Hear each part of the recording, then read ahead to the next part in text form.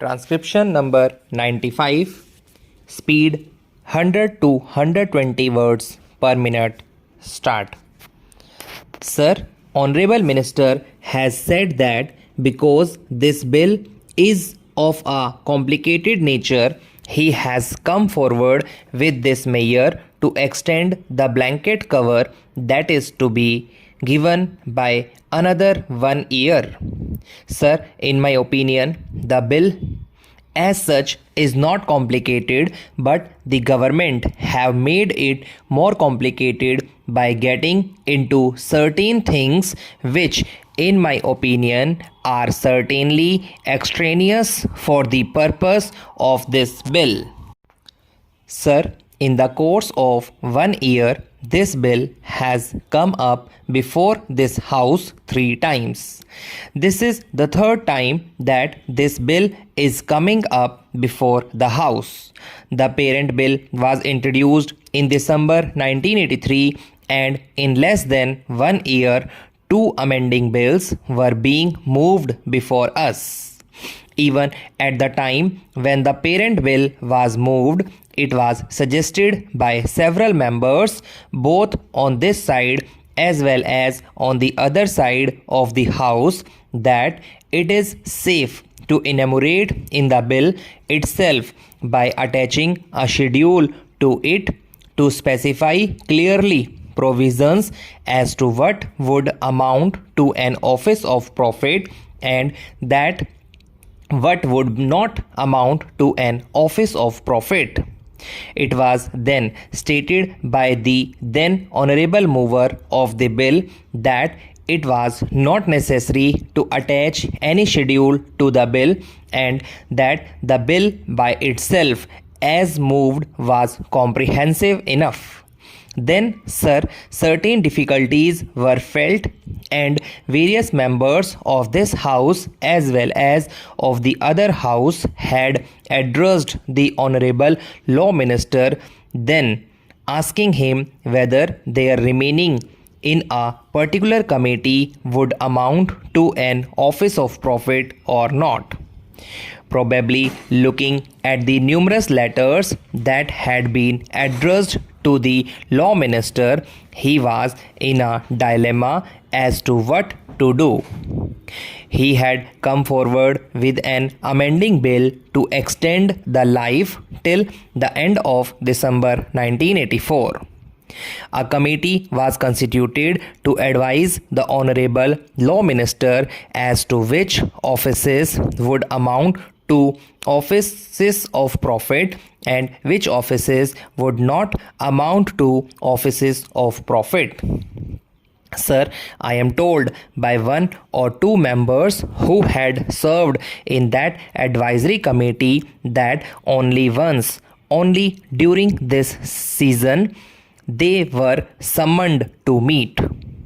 I would ask the Honorable Minister, sir, this question: when it was such an important measure, what was the ministry doing from April 1984 till December 1984, accepting to come forward before the House with another amending bill of this nature?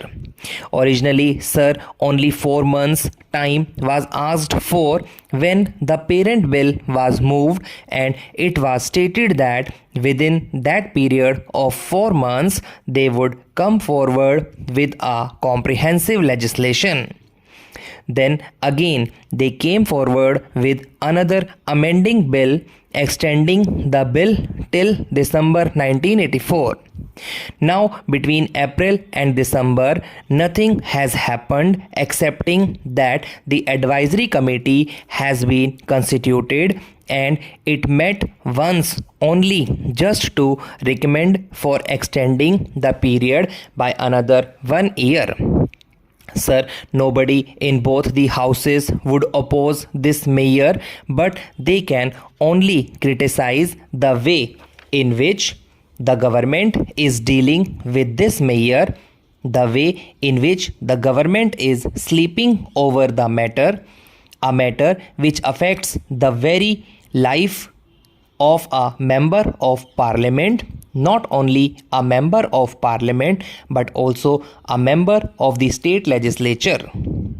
As the Honorable the Law Minister has appointed out, Article 102 of our Constitution does not define what is an office of profit except to say that a ministership or a deputy ministership or even a parliamentary secretaryship, and by a later amendment even a whip of the Congress party would not amount to an office of profit.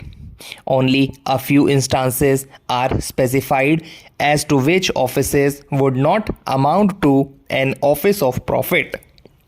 Then, sir, complications had arisen even when the original bill was moved, introducing statutory committees and advisory committees.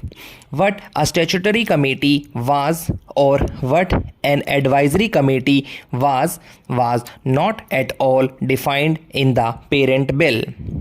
So doubts had arisen in the minds of various members as to what would amount to a statutory committee or what would amount to an advisory committee, or even whether a vice chancellorship of a university to which are attached certain privileges like the appointment of so many persons, and all that was defined as not an office of profit, and the Honorable the Law Minister was not able to say what office would amount to an office of profit, what would amount to a statutory committee, or what would amount to an advisory committee.